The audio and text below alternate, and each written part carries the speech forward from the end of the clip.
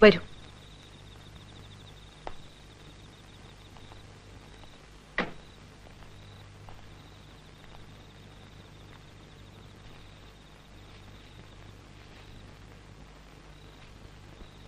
ഇന്ന് നീ സ്വയം നശിക്കാൻ തീരുമാനിച്ചിരിക്കുകയാണെന്ന് എനിക്കറിയാം. എന്തൊക്കെ സംഭവിച്ചാലും അത് നിന്റെ വിധിയെന്ന് കരുതാനേ എനിക്ക് പറ്റൂ. നിന്റെ ഈ പ്രായത്തിൽ നിന്നെക്കാൾ വാശിയും വികൃതിയൊക്കെ ഉള്ളവളായിരുന്നു ഞാൻ.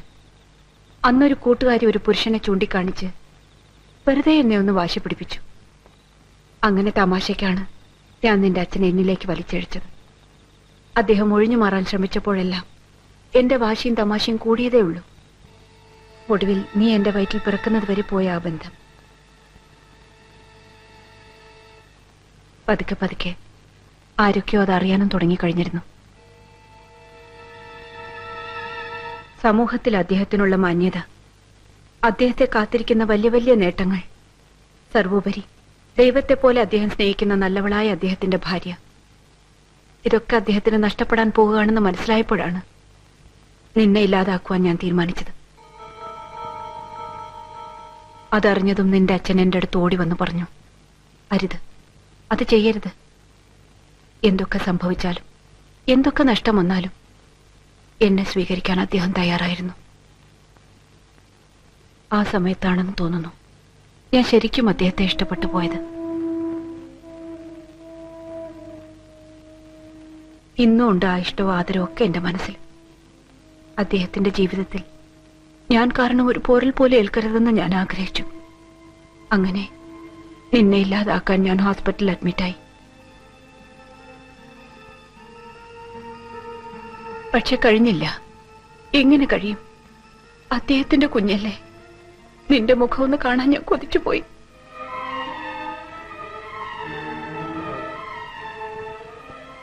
ഹോസ്പിറ്റലിൽ നിന്ന് ഇറങ്ങിയതിനു ശേഷം നിന്നെ നശിപ്പിച്ചു എന്നൊരു കളവ് നിന്റെ അച്ഛനോട് ഞാൻ പറഞ്ഞു. അന്നും അദ്ദേഹം വല്ലാതെ വേദനിച്ചു, കരഞ്ഞു. ഞാൻ പറഞ്ഞു, പിരിയാം, ഇനി ഒരിക്കലും കാണാതിരിക്കാനായി പിരിയാം. ഞങ്ങൾ പിരിഞ്ഞു. അതിൽ പിന്നെ ഇതുവരെ ഞങ്ങൾ തമ്മിൽ കണ്ടിട്ടേയില്ല. ഇന്നും അദ്ദേഹത്തിന് അറിയില്ല മഹേ, നീ ജീവനോടിരിക്കുന്നു എന്ന സത്യം. എല്ലാം മറക്കാനാണ് ഞാൻ അമേരിക്കയിലേക്ക് പോയത്. അവിടെ വെച്ചായിരുന്നു നിന്റെ ജനനം. 3 വർഷം കഴിഞ്ഞ് ഞാൻ ഒറ്റയ്ക്ക് ഇന്ത്യയിലേക്ക് വന്നു. അപ്പോഴേക്കും നിന്റെ അച്ഛൻ എല്ലാവരും ബഹുമാനിച്ച് ആദരിക്കുന്ന ഒരു വലിയ മനുഷ്യനായി കഴിഞ്ഞിരുന്നു. ഒരുപാട് സന്തോഷം തോന്നി എനിക്ക്. എങ്കിലും കാണാനോ ഓർക്കാനോ ഞാൻ ശ്രമിച്ചതേയില്ല. പക്ഷെ നിന്നെ മറക്കാൻ എനിക്കായില്ല. ഏത് നേരവും കൈനീട്ടിയെടുക്കാവുന്ന ദൂരത്തിലാക്കാനാണ് നിന്നെ എവിടെ കൊണ്ടുവന്നതും ശിവപ്രസാദിനെ ഏൽപ്പിച്ചതും.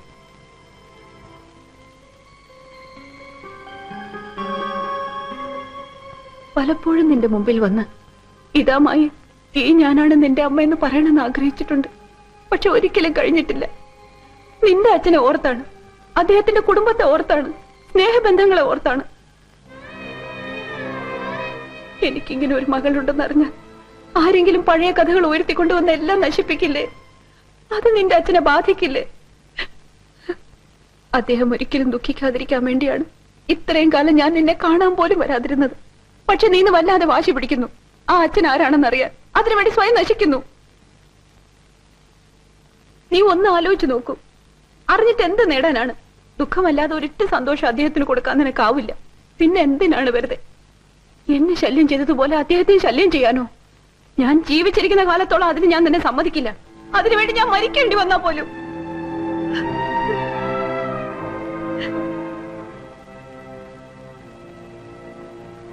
എനിക്കറിയാം, ജീവിതത്തിൽ ഒരു തെറ്റും ചെയ്തിട്ടില്ലാത്തവളാണ് നീ. നിന്നോട് ഞാൻ ചെയ്ത ദ്രോഹങ്ങൾക്ക് മാപ്പ് ചോദിക്കാൻ പോലും അർഹതയില്ലാത്തവളാണ് ഈ അമ്മ. ഞാൻ ചെയ്ത തെറ്റുകൾക്ക് എന്നെ എങ്ങനെ വേണമെങ്കിലും ശിക്ഷിച്ചോളൂ. പക്ഷെ ഞാൻ നിന്റെ കാല് വീണ് കേണ് അപേക്ഷിക്കുകയാണ്. ഒരു തെറ്റും ചെയ്തിട്ടില്ലാത്ത നിന്റെ അച്ഛനോട് നിനക്കൊന്ന് ക്ഷമിച്ചൂടെ? മറന്നൂടെ?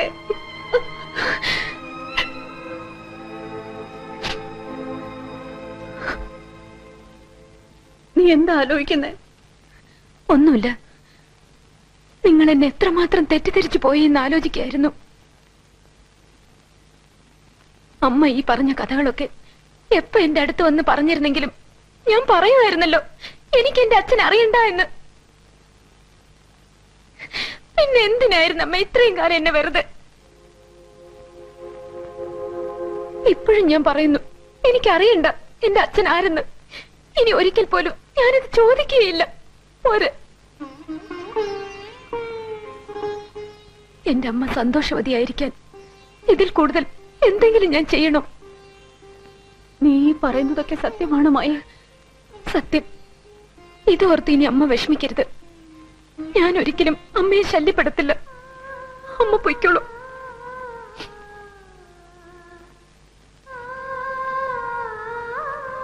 മായ, ഞാൻ എന്റെ അമ്മയെ കണ്ടുപോയില്ലേ, സംസാരിച്ചു പോയില്ലേ? ഇനി മറക്കാൻ എനിക്കാവില്ല. ആരും കാണാതെ വല്ലപ്പോഴൊക്കെ ഒരിത്തിരി സ്നേഹം എനിക്ക് തന്നൂടെ? ഒരമ്മയുടെ സ്നേഹം.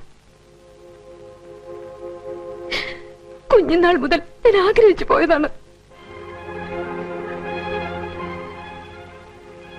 എന്തിനാ കുട്ടി എന്നെ എങ്ങനെ ശിക്ഷിച്ചത്?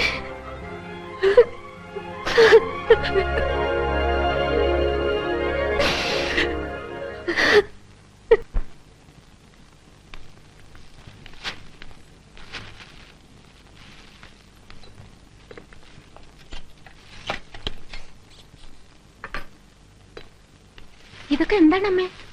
ഒക്കെ നിന്റെ ഫോട്ടോകളാ. കൈക്കുഞ്ഞായിരിക്കുമ്പോൾ മുതൽ കഴിഞ്ഞ മാസം വരെ ഉള്ളത്. ഓരോ ബർത്ത്ഡേക്കും ശിവപ്രസാദ് ഹോസ്റ്റലിൽ വന്ന് നിന്റെ ഫോട്ടോ എടുക്കാറുണ്ടായിരുന്നില്ലേ? പേരൻസിന് അയച്ചു കൊടുക്കാനാണെന്നും പറഞ്ഞ് ആ ഫോട്ടോകളാണ് ഇതൊക്കെ.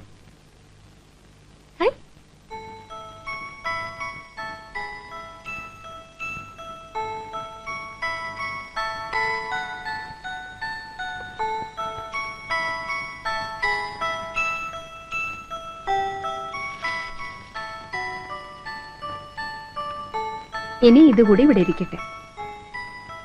ഇതൊക്കെ നിനക്ക് വേണ്ടി വാങ്ങി വെച്ചിട്ട് അയക്കാതിരുന്ന ബർത്ത്ഡേ കാർഡുകളും ന്യൂ ഇയർ കാർഡുകളുമാ.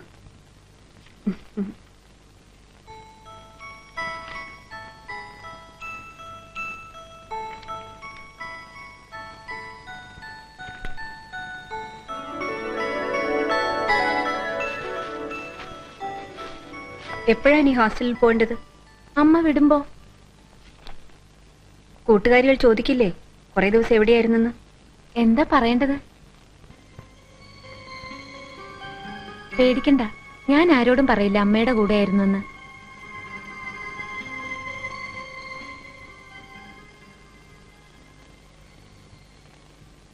അയ്യോ, ഇതെന്തിനാ അമ്മേ?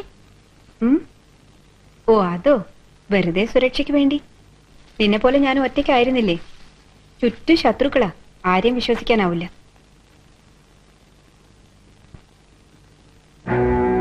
അമ്മേ,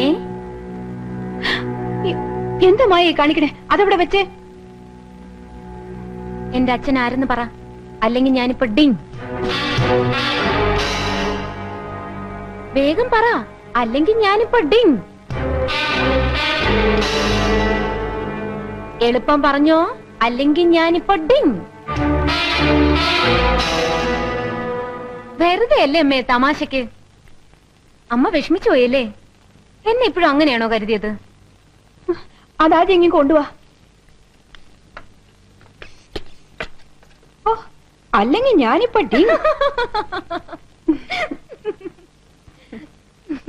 ഞാൻ ശിവപ്രസാദിനോട് പറയാൻ പോവാ. എന്ത്? നിനക്ക് കോളേജിൽ നിന്ന് 2 ദിവസം കൂടി ലീവ് എടുക്കാൻ.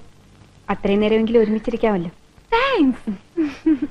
നാളെ നമുക്ക് വെക്കേഷൻ ബംഗ്ലാവിലേക്ക് പോവാം.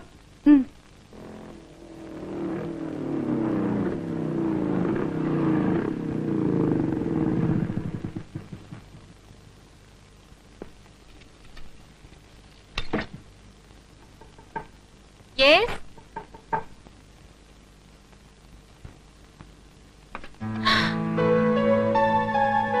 Hello, Maya. Maya, my sweetheart. ഇല്ല ഇല്ല, ഒരിക്കലും ഇറക്കില്ല.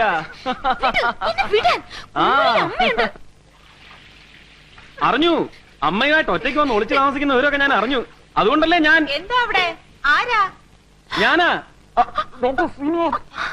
എന്താ എന്താ അമ്മേ? എന്താ അവിടെ ബഹളം? ആരാ? ഒന്നുമില്ല. Steward, Buttler.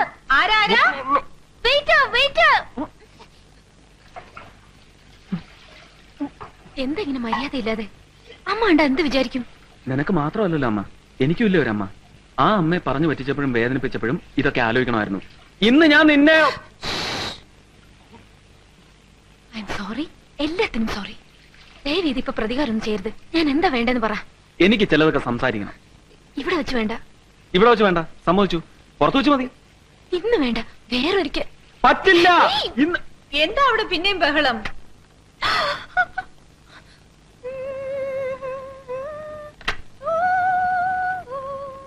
എന്തായിരുന്നു മായ അവിടെ?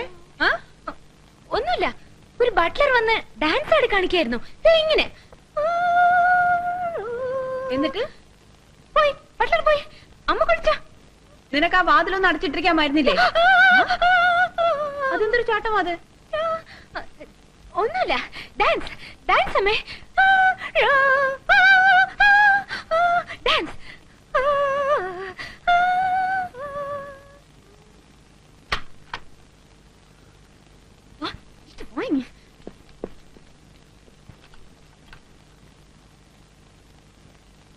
എന്താ എന്താ വേണ്ടെന്ന് ഒച്ചയും വേളം ഉണ്ടാക്കാതെ പറ. എനിക്ക് ചെറിയൊരു കാര്യം സാധിക്കാനുണ്ട്. എന്താ അത്? അച്ഛനും അമ്മയും ആരെന്നറിയാത്തോളെന്ന് ഞാനല്ലേ മായ പരിഹസിച്ചത്. അതുകൊണ്ട് വാശി പിടിച്ച് മായ അച്ഛനെ അമ്മയൊക്കെ കണ്ടുപിടിച്ചു. അതിന് ഞാൻ ഒരു സമ്മാനം തരണ്ടേ? എന്ത് സമ്മാനം? അമ്മയുടെ മുമ്പിൽ വെച്ച് എനിക്ക് മായയ്ക്കൊരു ഉമ്മ തരണം. എന്ത് വിവരക്കട പറയുന്നത്? ആഹാ, മായയ്ക്ക് എപ്പോഴായി വിവരം വെച്ചത്? എന്റെ ഹോസ്പിറ്റലിൽ വന്ന് എന്നെ ശല്യം ചെയ്തു. എന്നോട് പ്രണയമാണെന്നും കല്യാണത്തിന് വരെ തയ്യാറാണെന്നും പറഞ്ഞു. എന്നെപ്പോലൊരു പെണ്ണുപിടിയൻ ഈ ഭൂലോകത്തിലേ ഇല്ലെന്ന് എന്റെ അമ്മയെ പറഞ്ഞു വിശ്വസിപ്പിച്ചു. അതൊന്നും വിവരക്കേടല്ലായിരുന്നു. ഒക്കെ പോട്ടെ, എല്ലാം മറന്നു വന്ന് ഞാൻ പറഞ്ഞില്ലേ മായ എനിക്ക് തന്നേക്ക്, ഞാൻ കല്യാണം കഴിച്ചോളാന്ന്. അപ്പോഴെന്താ പറഞ്ഞേ? അച്ഛനെയും അമ്മയും കണ്ടുപിടിച്ച് വന്നിട്ടേ ഉള്ളൂ കല്യാണം എന്ന് അല്ലേ? ഇപ്പൊ അമ്മയും കണ്ടുപിടിച്ചു, അച്ഛനെയും കണ്ടുപിടിച്ചു. എന്നിട്ടെന്തേ വരാഞ്ഞേ? എനിക്ക് അമ്മയെ മാത്രമേ അറിയൂ, അച്ഛനെ അറിയില്ല. അതാണ് ശരിക്കുള്ള വിവരക്കേട്. അമ്മയെ കണ്ടുപിടിച്ചാ പിന്നെ അച്ഛനെ കണ്ടുപിടിക്കാൻ എന്താ പ്രയാസം? റൂട്ട് ക്ലിയർ ആയി കിടക്കല്ലേ? സോറി, കൂടുതൽ സംസാരിക്കണ്ട. ഡോക്ടർ എന്താ ഇപ്പൊ ഇങ്ങനെയൊക്കെ? എന്തിനാ ഇപ്പൊ എന്നെ ഇങ്ങനെ ശല്യപ്പെടുത്തുന്നത്? ശല്യപ്പെടുത്താതിരിക്കാൻ എനിക്ക് പറ്റില്ല. മായയോടുള്ള പ്രണയം പതഞ്ഞു തുളുമ്പിയിട്ട് എന്റെ ഹൃദയം താഴോട്ട് വീഴാൻ പോവുക. അയ്യോ, സത്യം. മതി, കളിതമാശയൊക്കെ മതി. എന്റെ ഒരു കൂട്ടുകാരി വെറുതെ എന്നെ ഒന്ന് വാശി പിടിപ്പിച്ചതുകൊണ്ടാ ഞാൻ അന്നൊന്ന് ഡോക്ടറെ ഇഷ്ടമാണെന്നൊക്കെ പറഞ്ഞത്. പക്ഷേ അതൊരു കളവായിരുന്നു. അതെ, കളവായിരുന്നു. മാപ്പ് തന്നേക്ക്. എനിക്കാരെയും ഇഷ്ടമല്ല, പ്രത്യേകിച്ച് ഡോക്ടറെ. പിന്നെന്തിനാ കല്യാണത്തെ കുറിച്ചൊക്കെ സംസാരിക്കുന്നത്? പ്ലീസ്, ഇനി എന്നെ ഉപദ്രവിക്കരുത്. നിക്കേ, എനിക്ക് പറയാനുള്ളൂടെ കേട്ടിട്ട് പോ. എന്നെ ഇഷ്ടമല്ലെന്ന് മായ ഇപ്പൊ പറഞ്ഞില്ലേ, അത് കളവാണ്, വെറും കളവ്. എനിക്കറിയാം മായ എന്നെ വല്ലാതെ ഇഷ്ടപ്പെടുന്നു. ഒരിക്കൽ കൂടി ഞാൻ പറയുന്നു, എനിക്ക് വേണ്ടത് മായയാണ്, മായ മാത്രം. അച്ഛൻ അമ്മ എന്ന കാരണങ്ങൾ പറഞ്ഞ് എന്തിനാണ് മായ മടിക്കുന്നതെന്ന് എനിക്ക് മനസ്സിലാവുന്നില്ല. എന്താണ് മായയുടെ മനസ്സിലൊന്നും എനിക്ക് പിടികിട്ടുന്നില്ല. പിന്മാറണമെന്നാണ് ആഗ്രഹമെങ്കിൽ ആയിക്കോളൂ. ഇനി ഒരിക്കലും ഞാൻ വരില്ല മായയെ കാണാൻ. പക്ഷെ മായ എന്റെ അടുത്തേക്ക് വരുന്നതും കാത്ത് ഞാനിരിക്കും, എത്ര കാലം വേണമെങ്കിലും.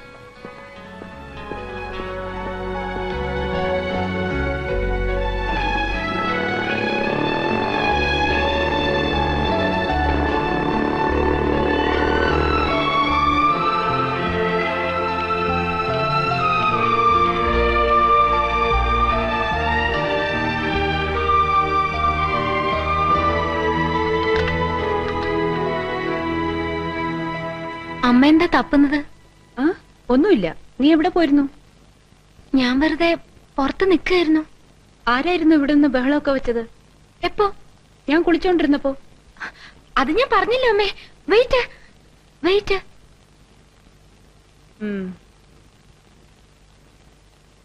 എന്താ അമ്മേ? വെയിറ്റർ എന്ന് വെച്ചാൽ വെയിറ്റ് എടുത്ത് പൊക്കുന്ന ആളാണോ അതോ വല്ലതിനും വേണ്ടി വെയിറ്റ് ചെയ്യുന്ന ആളാണോ? ഇല്ലമ്മേ, ചായ കുടിക്കാൻ നടക്കുന്ന അല്ല, വെയിറ്റ്. ഇഷ്ടമല്ലെന്നും കല്യാണത്തിന് സമ്മതമല്ലെന്നും എന്തിനാ ഡോക്ടറോട് കളവ് പറഞ്ഞത്? മരുമകളായി ചെല്ലുമ്പോൾ അവിടുത്തെ അമ്മ ചോദിക്കുമല്ലേ ആരാ അച്ഛനെന്ന്? എന്തു പറയും, എങ്ങനെ പറയും? അതുകൊണ്ടല്ലേ